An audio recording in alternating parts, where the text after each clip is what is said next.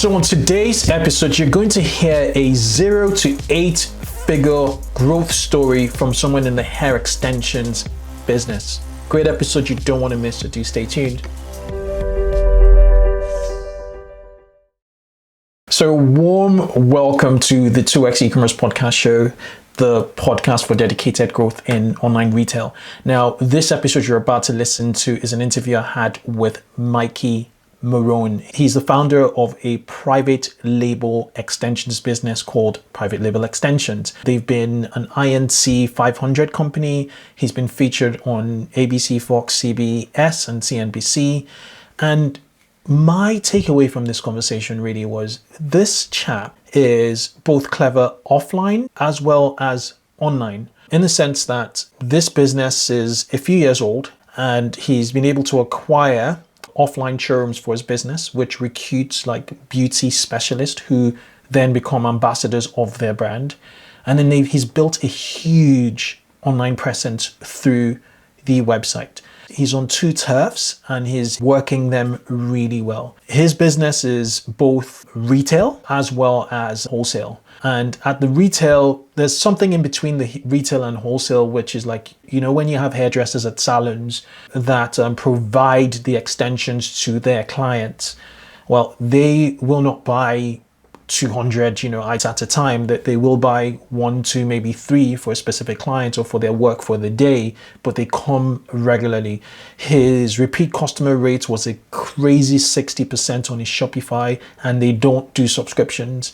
The average order value grew from like $150 yet to $260 by introducing new SKUs and new categories to their store. They're doing well. They're a vibrant and thriving e-commerce business. He just has a lot to share in his story, and we get really tactical in some parts of this conversation you're about to listen to. He also has a book, which I'm going to link in the show notes, called Fearless Beauty, a published book. I think that's a blueprint for getting into the hair extensions business. In other words, his vision really is to build out this platform for beauty that enables other entrepreneurs below this platform or who are on this platform to thrive, essentially. So it's an interesting episode. He's an interesting chap, and he has vision and he takes action. And that's it. Enjoy Mikey. It's a great conversation, likable chap. And I don't expect anything less from you enjoying this episode. Now, if you haven't already, if you're watching this on YouTube, hit the like button and hit the subscribe button if you haven't. If you're on iTunes, please hit the subscribe button also and leave us an honest review. If you're on any other platform, please follow us. Please subscribe to the podcast, as it brings us up, gets more people to know about it, and makes this very meaningful. With just that little bit of support, you keep me and the 2X e-commerce team, because not just me, there are lots of people behind the scene going. And without further ado, listen in to my interview with Mikey. Enjoy. Hi guys, welcome to the 2X e-commerce podcast. Mikey, I'd like to just welcome you to this episode. Much more than excited being here. Brilliant. So for those of you listening, Mikey Moran is a serial entrepreneur and founder of Private Label Extensions. It's a extensions or an e-commerce and technology company that helps entrepreneurs launch and manage their brands, pretty much. And the brands are essentially beauty brands. And Mikey has been featured on ABC, Fox, CBS, and CNBC, as well as Forbes and Entrepreneur magazine. He's a host of a podcast called Hair Biz Radio and the founder of the influencer platform called Beauty Clout. That's a lot, Mikey. Where do we start from? Where do you spend most of your time on a daily basis? Which of these ventures do you spend most of your time on? It's funny. It really varies. I generally wake up and I literally jump up and start working every single day because we're trying to do obviously a little bit too much, but it's all related. Like everything we don't do that like common entrepreneurship thing where you like you have all these platforms, but you're kind of all over the place. We're really highly focused on beauty and technology. So whatever the need is for the day, that's where I start. I'll start on the biggest task. I'll try to knock that out. And then I'm probably, I do that at home in the morning, and then I get in there with my team and, make sure that it's not just me that's making things happen, make sure the teams we're all together and pushing all these brands forward. Okay. So just to be clear, you run an e-commerce business. You run a private label business, which is private label in the full sense of things. You also do wholesale. And it is really at the core in the hair extension space. So if a listener, for instance, is looking to, launch a hair extensions business or a lashes business in the US, because you're based, all your facilities are based in the US, they come to your company, and you would sort of, put a label, on, well, you put their brand on the products, and then you help them fulfill. Is that kind of what it looks like with private label extensions? Yeah. So, between private label and our sister brands, we do everything from A to Z from the branding aspect. So if you come to us and you're kind of a new entrepreneur, we have privatelablbranding.com, which is, we have all our websites kind of segmented because we were all under private label extensions, and that site just became too big, too confusing. So we segmented everything out.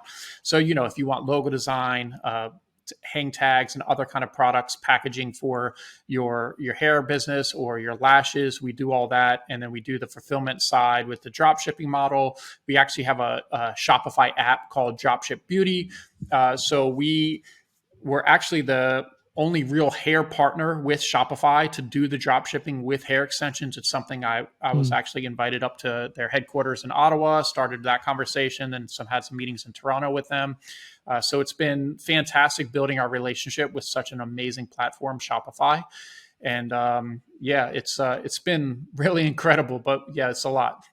So who launches, I know this is a very, very broad question, but what type of person launches a hair extension, business? Would it be an influencer, an entrepreneur, or an existing e-commerce business?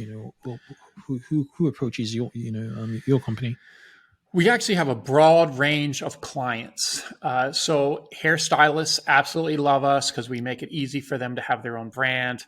It totally makes sense for influencers. And that's kind of why we built an influencer marketing platform, because it helps kind of cross-sell our drop shipping and our private labeling services, because if they already have the following, it's much easier.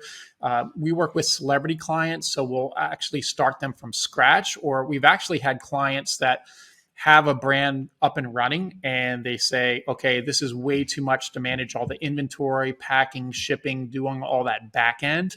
And they've actually switched over to our services, and we can do a pretty good job of increasing their revenue. And we've worked out some different types of partnership deals with that. That's been really successful.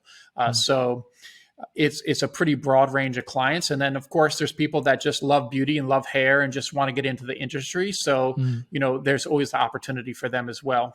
Okay. And prior to us recording, you said you have showrooms. What's the location of the showrooms? How many showrooms do you have? And what's a location? Where are they located? Sure. So our main headquarters and showroom is based here in Atlanta, Georgia. We also have one in Greenville, South Carolina, Charlotte, North Carolina, Detroit, Michigan. And I brought on some partners for those to help partner some people into the industry. So I have like a really well-known hairstylist that's partners with our Greenville and Charlotte store. And then I had a friend that's, her name is Angela Yee. She's on a radio show called The Breakfast Club. It's one of the probably most well-known, nationally syndicated. And we just got along really well. And she said she wanted to get into beauty. I said, hey, let's open a private label store together. And she does a lot of stuff in Detroit. So we'll expand that. And then we're about to actually open up another location about 30 minutes east of our Atlanta location in Lithonia, and I just signed a lease for another location northwest of Atlanta, called in an area called Cumberland. And so we're really targeted right now, probably to finish out this year in the Atlanta area, because Atlanta is the mecca of hair. It is absolutely the place to be for hair and beauty. So we're really focused on the Atlanta area right now, and then we're going to expand West Coast and some other areas for 2022. It's incredible. The DNA of your business seems to be both have both an offline or physical just makeup, as well as you're very, very much digital native. How do you balance it as a CEO, founder? How do you, balance that sort of offline, face to face, 100% of the time at the showroom, versus a more technical e-commerce platform where entrepreneurs can essentially onboard themselves and pretty much launch their businesses off the back? Well, every day is a new adventure. We're really focused on the client experience. So when, hair is one of those products people love to come into a showroom. They love to feel and touch it. They love to look at it. They love to talk to someone about it and actually see the styles in person. So the showrooms have been really exciting portion of our business, because I know so many people are going away from brick and mortar, and I'm actually going towards it. It's also something that our competition is not great at. Okay. So a huge part of our business, a lot of the competition comes out of China. And there's a lot of, with Amazon and other kind of outlets now with online, there's a lot of direct to consumer from China that's, it's really a price war. But what they can't do well is open up showrooms where people love to go and really focus on that client experience. I actually, one of the largest hair manufacturers in the world, a couple years ago, purchased 15 retail locations in the United States, and they closed a couple locations, wasn't going well. And I'm friends with them. I don't do any supply with them. But at one point, they were just like, Mikey, we can't do this. We have 8 showrooms left. Do you want all of them? I cherry picked a few of them, and I was just like, I'll take a few of these and kind of rebrand it and kind of renovate it and fix it up a little bit. But it's a tough business. But if you can really focus on the client and great products and services, you can be really successful. It's incredible. And how does offline work with online? Is offline still an extension of the B2C or the D2C, or is offline an avenue to recruit even more more entrepreneurs or businesses? Yeah, so having the showrooms is just an amazing extension of the online presence. So there's no, we were online first, and I never even planned of opening a showroom anywhere. When we first got started, we had a small office, and I'll never forget, it was just this tiny office that a couple of us, when we were just a team of 3, now we're close to 30, someone knocked on the door, said, in our office, was what, hello? And it was someone who said, "Hey, I'm here to buy hair." And we're like, "Oh, wow. Okay, come on in." And it grew from someone just showing up to, like, we're in the 3rd floor of an office building, but we were like listed in Google, showing up to buying hair, to, like, where we had this one small office, and then we got the one next door, and the one next door, the one down the hallway, this, that, the other, to end up, and then, fast forward a couple years, we just bought our own space, built it out with a showroom and offices. Wow. We have about 7,000 square feet, and we have some land. We're going to build a much larger warehouse space. So it just kind of grew from there, not even planning it, but we definitely took advantage of it. Incredible. That's more than enough, the 7,000 square foot. And then is that separate to your warehouse facilities, to your fulfillment or your distribution facilities? No, so that's all built in. And our plans, we have everything ready. But if you know what's going on with construction right now, with wood being triple the price, concrete slabs double, we bought the land back in 2018. We have 1.5 acres, and we have the plans for a 10,000 square foot facility. And for me, what a warehouse is something that doesn't generate doesn't directly generate revenue and income. So it was one of those things where I said, I want to have the cash to do everything, because it's not going to be really a revenue generator directly. Well, that, $500,000-$600,000 I needed just doubled because, the last 8 months have been crazy. So maybe next year I'll build the warehouse once things get a little bit back to normal, but that's really the plan. Incredible. Interesting. Very, very interesting. So let's get back to it. So what I picked up from what you said was pretty much some people, will look at what you have online and they would still want to sort of hold, feel, touch, get a tactile experience essentially. And then would they purchase offline, or do they go back online to continue to purchase? What's their behavior? Is showroom transactional, and does it encourage a loop back online just for convenience, from a convenience perspective? It's interesting. So our showrooms, once they come buy in the showroom, they will continue to purchase in the showroom. And we actually work with stylists and other hair entrepreneurs that we have some clients that come to our showroom every single day to pick up product because they're reselling it to their market. Right. We have one client that comes, because I know people's cars now, which is getting crazy. We have one client that comes in 2 to 3 times a day. We have some clients that say they don't drive anymore and just have Uber drive them around and make all the deliveries and do all the business. So the local showrooms have been fantastic. But what they've also done is have a great experience where people can talk about it. And if they, a lot of stylists have friends that are stylists, maybe not in the same city. So it's been great for them to refer us to other stylists in other cities. If we don't have a showroom there for them to come see us, they are able to order online. But we do have monthly large kind of wholesale events, which is something kind of unique for our industry, is where you can actually come in the showroom, and we have our website, Private Label Wholesale, which is our manufacturer direct solution I was telling you about. So we have something called Wholesale Day, where people can come in and they can actually purchase at the wholesale price. And it gets a little crazy. So I generally say, if the police don't show up because we've shut down the whole area, like the neighborhood, we haven't had a good wholesale day. But it gets pretty crazy. We have long lines, and we've always been tweaking that day and that experience. And honestly, people fly from all over the U.S. to come to those, and they love it. It's a lot of fun.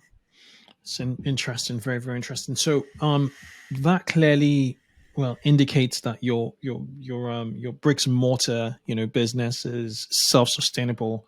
So where does this put online? How do you treat online? Is it the core? Is it just another branch? How does online compare to your offline operations, your showrooms? Online is so important because it's not just the website itself, but all the other type of marketing you can do. It's great for lead capture, to send people to the retail location if they want to come in, or just order online, with the Facebook, Instagram marketing that we can now do to drive people to the showroom, which is basically tying into the demographic within a certain radius of our stores. We have ads that you can click that'll take you directly to our store, basically like, hey, need hair now. But the online portion is absolutely crucial. We wouldn't have our showrooms being so successful today if we weren't so focused online as well. So it's been a huge portion of how they kind of work together.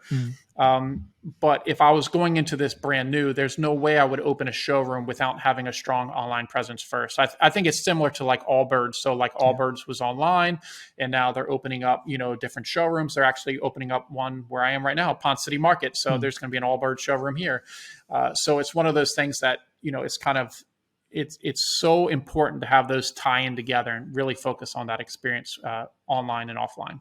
Incredible. What about marketing? Do you invest in offline and online, marketing? What does it look like? Yeah, so we do a ton of different stuff. Our newer locations are Charlotte and Detroit. So right now we're picking out the top stylists we want to work with in that area. And so right now it's called like this, I have a list. It's called the Charlotte 50. Okay. So just recently we have it's really going into that more grassroots guerrilla marketing style. So I'm a huge fan of digital marketing. I have been for a long time, but at the same time, I'm kind of taking it back a little bit. So I have like really nice custom boxes.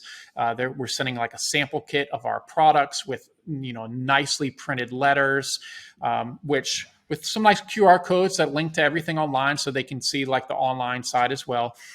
So basically, our plan for the next 6 months is like these 50 stylists, they're going to get something from us for the next 6 months, generally have something that they would want to bring into the store to redeem for XYZ, either a discount or a free product on top of what they're getting, but it's something that really gets their attention.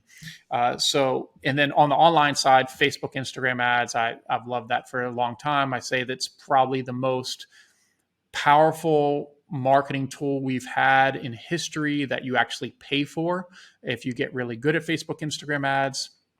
We get into the Google ads, SEO stuff, a little bit of everything. We haven't really touched TikTok ads and Snapchat yet, but it's something definitely we're looking into. I was actually just listening to your podcast.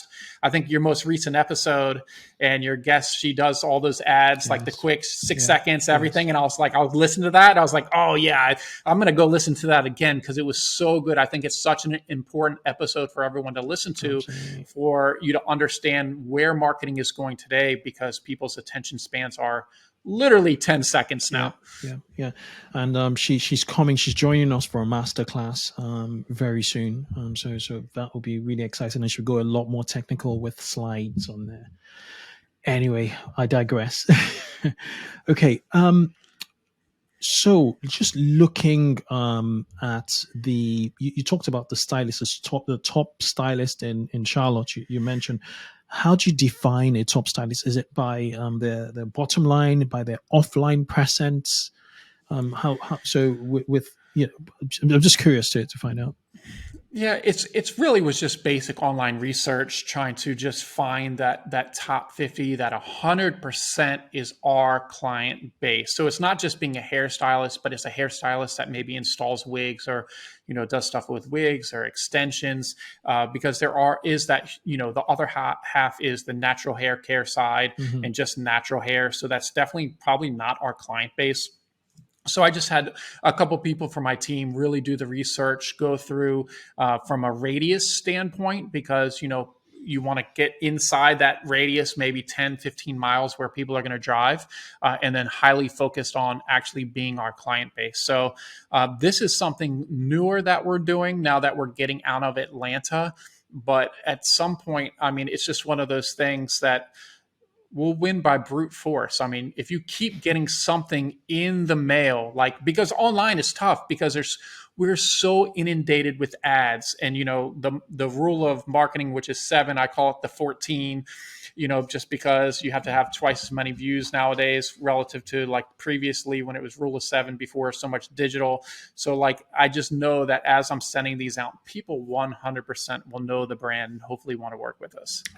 Yeah, absolutely. That frequency is so important. And when you sort of put a physicality, element towards things, an impression that's like 100 times what you'd ever get on pixels, via digital. Oh, for sure. Especially, our client, like a really good hairstylist client, they do so much business with us. And, we talked about average order value and such, that, it's a big investment on our part. Just sending out this one round of 50 people is probably, it's definitely a couple $1,000 investment. Right. But if we just get a small percentage of those people to start being our clients or referring people, it's also that referral, because not everyone wants to actually purchase the hair and sell it. Some clients just want some hairstylists just want their clients to bring them a good quality product that they can trust. So the end experience, once everything is done, it looks fantastic, opposed to, when they bring them a crappy product and they think the hairstylist can work a miracle because they have some horrible product, and then at the end of the day they always blame the hairstylist. So that's the conversation we have with a lot of hairstylists, that we solve a lot of those problems for them. Interesting. Very, very, very interesting. I don't think we talk enough about the power of referral marketing in the whole, digital marketing space, e-commerce markets, D2C, marketing space, because it's phenomenal. And the interesting thing is the weight of a recommendation from an expert is just it's 10x, I mean, and this is not this is just anecdotal, by the way. It's not scientific, but it's 10x. If my barber was to recommend a comb or a cream, I will buy it. I will try it. Oh, you're buying it. Yeah, there's I will, there's no doubt. Yeah. So it's interesting. Very, very, very interesting. So finding those experts to seed, because they're interacting with so many people who trust them on a regular basis. It's like influencer marketing at a grassroots level, at a guerrilla marketing level, when you think about it. 100%. That's exactly what it is. Okay, now let's talk about your platform, Shopify. You're pretty much an evangelist. You just kept. I think you went on for 7 minutes, if I'm not mistaken, on the goodness and the goodness and uniqueness of Shopify as a platform. You just kept on and kept on. We're fans. We're great fans of Shopify on here. We are, however, platform agnostic. But you tell us your journey to Shopify. You have an app. You run a store. And you are a partner. I think you're an exclusive hair extensions partner through your app on the Shopify platform. So do you want to just give listeners an idea of your your journey, your Shopify journey thus far? Yeah, it's funny. It didn't start off as good as it is today. We were initially on the Shopify platform for our private label website, and the problem with our industry, it's definitely an industry. There's a lot of fraud in our industry, right? So the hair industry and that portion of beauty was high risk. So they didn't want us on Shopify payments, which, especially back then, when you're not on Shopify payments, you're paying like an extra 1% or 0.5%, depending on what level plan you're on. So we actually got off Shopify we were on Shopify in 2016, and then we moved over to the WooCommerce WordPress side. We grew really fast on there and kind of got a little bit it just was too much for the platform, to be honest with you. Why? And then why? As in, what pains were you going through in the WooCommerce? Okay, so with the platforms, WooCommerce, WordPress, with it being open source, a lot of people like that from a development aspect. What I don't like from that, and what I like about Shopify being a publicly traded company, Shopify has a mission to make money. Because they have investors and everything else, they have a much larger vested interest in other platforms, right? So Shopify started having these big partnerships, and now they're just getting bigger and bigger. And it's not just Shopify, the platform, it's their payment system, with ShopPay. ShopPay's integration now with Affirm. So you have Pay in 4. It just goes on and on. We have a mess with, the iOS updates. But with ShopPay installments, they're being really tricky into how a lot of this data is going to be, sent to Facebook, I believe. Don't quote me on that one, but I've been in a lot of high level groups, and we're talking about it, how we're going to get around this. So they just spend so much. They have so much effort into partnering with the big boys. Like, look at this Facebook, Instagram integration they have is phenomenal. Yes. So it just goes on and on as far as they keep pushing the needle. And then from a development aspect, you have so many developers building out the Shopify ecosystem that makes it really great. And it's just such a winning platform at this point. Yeah. So it's the Apple of e-commerce at the moment. If you compare it to WooCommerce, WooCommerce is kind of like Android, but worse. Right. That's actually a perfect example, right? Shopify just does things right. So we got onto our own server on WooCommerce and WordPress and just kind of getting bigger. And then, we started having conversations with Shopify, and, I went to meet with them in Ottawa and kind of showed them, said, look, here's my back end. You can see, what we do as far as fraud. We have very low chargeback rate, very low, with, a high level of sales. So, it wasn't just like a couple $100,000 in sales of data, right? We're talking millions of dollars of data. So what happened was, they said, hey, let's do this app together. So I said, okay, cool. We got kind of the green light for that. We moved everything over to Shopify. Actually, our point of sale was on Square at the time, because Square's point of sale was much better than Shopify's just a couple years ago. Yep. Maybe somebody from Shopify came and hung out with us for a week down in Atlanta. And, he actually said, was like, are you using Square registers right now? And I'm like, yeah. And I was like, Shopify point of sale is not great yet. I was like, but you know what? Shopify, they're promoting us. They're humping us. I'll just move everything over. I said, let's go upstairs. Ordered all the Shopify point of sale. In recent times, some of the updates for Shopify point of sale has gotten way better. So now it's, I think, a solid platform. It's something I could definitely recommend. I wouldn't have recommended it 2 years ago, but it was something new for them. So now we have it all built in together. So our online platform, we're on Shopify Plus, and we have the point of sale kind of tied in. So we have all the customer data and all the information all coming into the same channel. And with Shopify Plus, it allows us to have 10 expansion stores, which we're already maxed out of. We don't talk about all our expansion stores and stuff we do on the back end. We have extra stores as well. Yeah, Shopify's doing it. They're doing it right. It's a turnkey e-commerce solution in the full sense of it, without actually breaking the bank. There's a return, on investment, and I'll say that anytime. In regards to Shopify, it does have its place in the e-commerce platform space.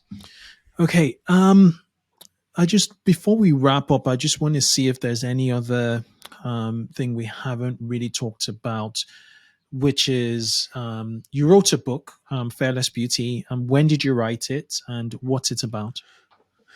So Fearless Beauty, I started last year, kind of when COVID hit. I love to travel. That's kind of, I don't care about fancy things, but I love to travel.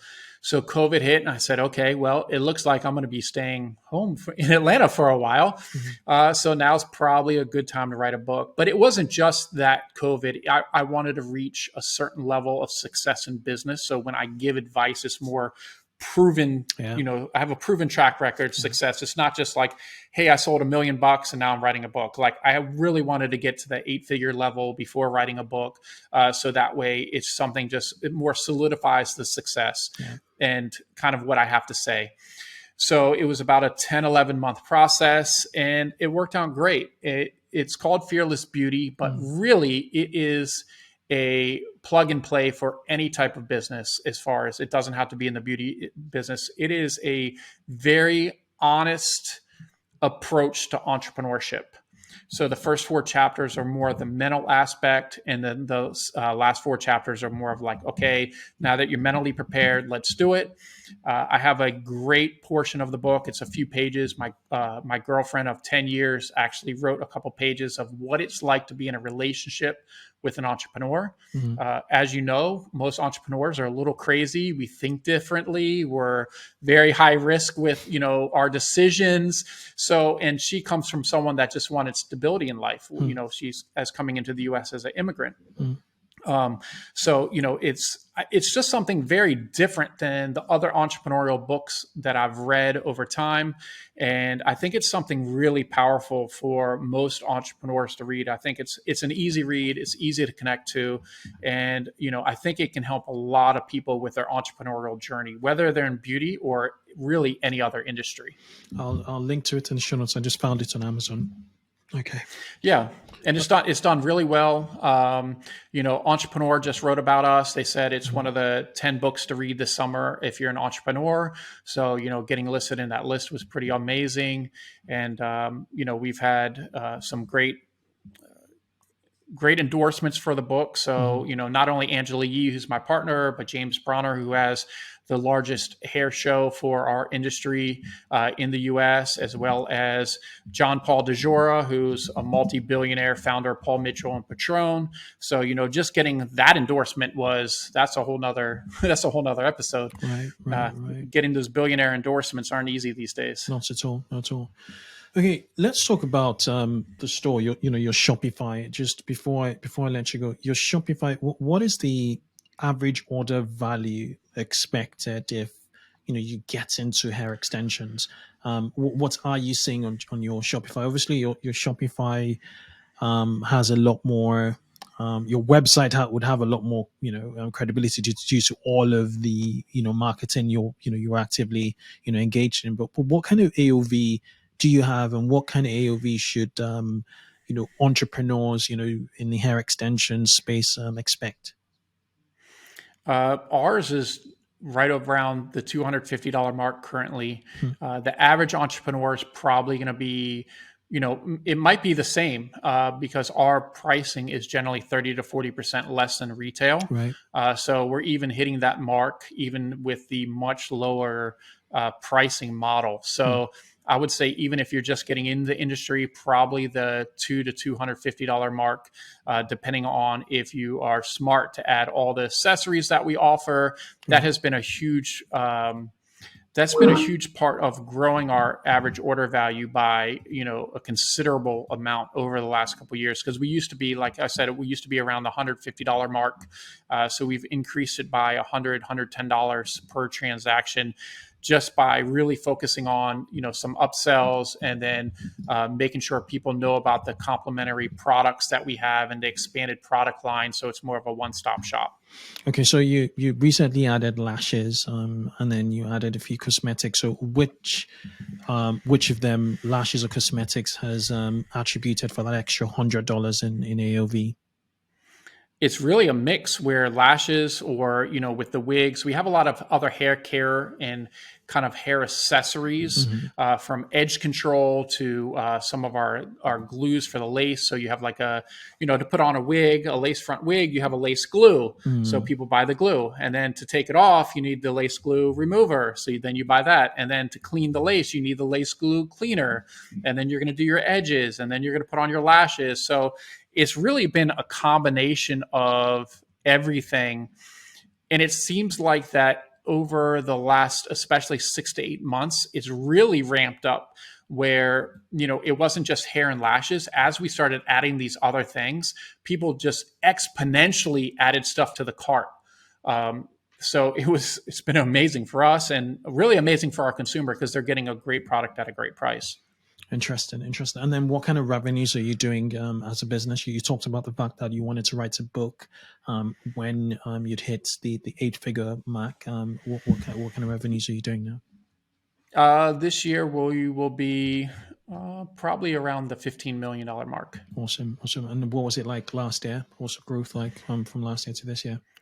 So we should be up we did about 11 last year, so we'll be up about 40% this year. Would you attribute most of the growth to your offline efforts, your showroom efforts, or would you say it's more of that has come from your online presence? I think it's really a combination of having both channels and really pushing both channels, and how they work together, and how all the marketing that we do, some of the basic stuff like retargeted ads, to more of the guerrilla marketing, to just some of the events that we have, other things like that. I think it's all just that experience, and we really tap into getting the client to connect with the brand private label. Okay, let's talk a little bit about packaging. So obviously you package with a private labeled, with private label packaging. Have any of your partners, or your customers, essentially your clients, have they ever sort of just put very custom packaging, or would it be possible to do that?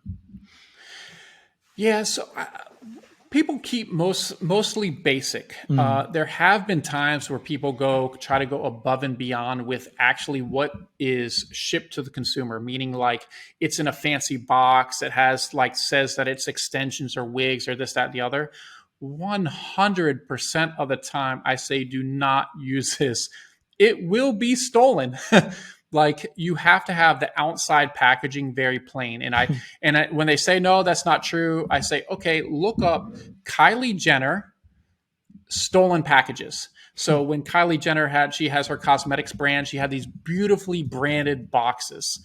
And when I tell you, she had like hundreds of BBB complaints, all this stuff, all those things were getting stolen off the doorstep by the delivery people, by everyone. So real key, keep it really plain on the outside, and then do something more fancy on the inside. People keep it in our industry, they keep it pretty simple.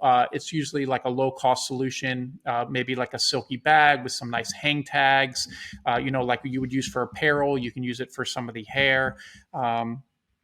I say usually have like a thank you card, go a little bit above and beyond, have a thank you card, maybe have a card that has a couple QR codes that link over to maybe some hair care instructions or how to do this, that, the other with the product. That should help cut down on customer service requests of like, hey, they messed something up, or it could also increase the customer experience by, also providing value in the education on how to use the actual product.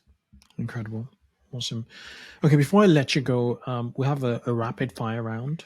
I'm going to ask you about 5 to 6 questions, and if you could use a single question, single sentence answer to reply, it'd be brilliant.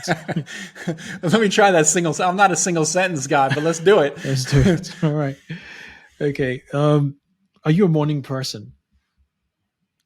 For sure, a morning person, especially with a nice cup of coffee. Awesome. Okay. What's your daily morning routine? I generally wake up between 6 and 7 o'clock without an alarm, grab a cup of coffee, hop on the computer, work for a few hours, then head to the gym, and then come back, get ready, and then go to the office. Okay. What book are you currently reading? Oh, I just started a book called Build, Grow, Scale, which really focuses on increasing conversion starting on the back side, meaning like from the checkout and cart, and then moving forward. A little bit different approach than starting on the homepage and working your way down. We'll link to it in the show notes. What are your 3 indispensable tools for managing your business? My to-do list, which I use Todoist. My Google Calendar, which is absolutely crucial. And it's kind of a more broad one, is I always have the best computers because I think you're at a disadvantage if you don't have really the power to be able to move quick when you're working. All right. If you could choose a single book or resource that's made the highest impact on how you view building a business and growth, which would it be? This is kind of an old school, but popular in the entrepreneurship world, probably especially a decade ago, was the 4-hour work week. And it wasn't about working 4 hours because I'm a workaholic, but it was more about being that entrepreneur that has to let go of certain tasks in your business so you can actually grow and scale it. Mikey, it's been an incredible pleasure, having you on the show. I thoroughly enjoyed it, particularly the way you've been able to merge your offline look, understand your customers first, and then merge offline experiences with online. I think you're doing a terrific job, and in the future, would love to have you back again. Okay, thank you so much. Brilliant.